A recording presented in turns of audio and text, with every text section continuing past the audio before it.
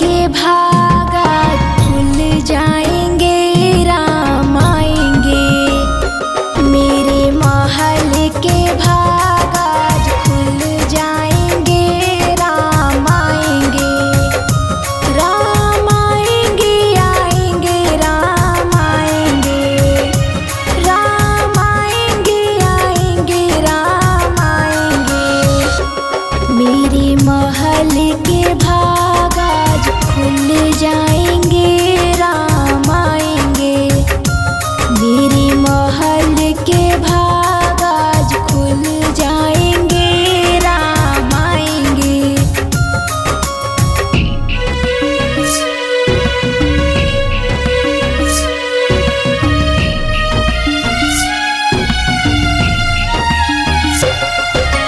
Music by Kumar Sandeep.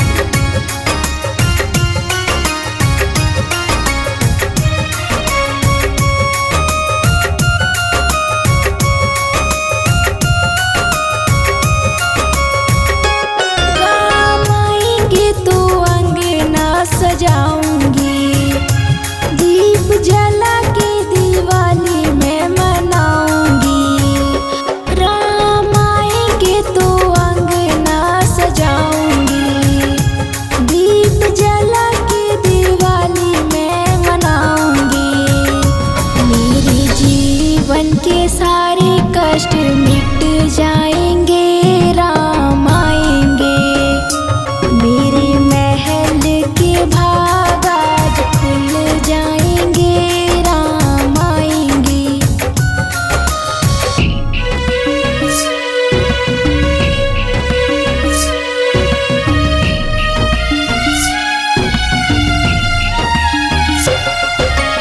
Music by Kumar Sandeep.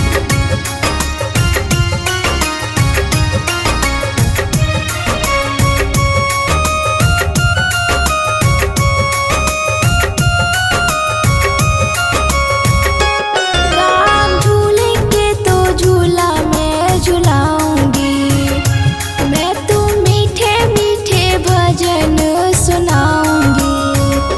Ram झूलेंगे तो झूला मैं झुलाऊंगी, मैं तो मीठे मीठे भजन सुनाऊंगी। मेरी जिंदगी के सारे कष्ट मिट जाएंगे,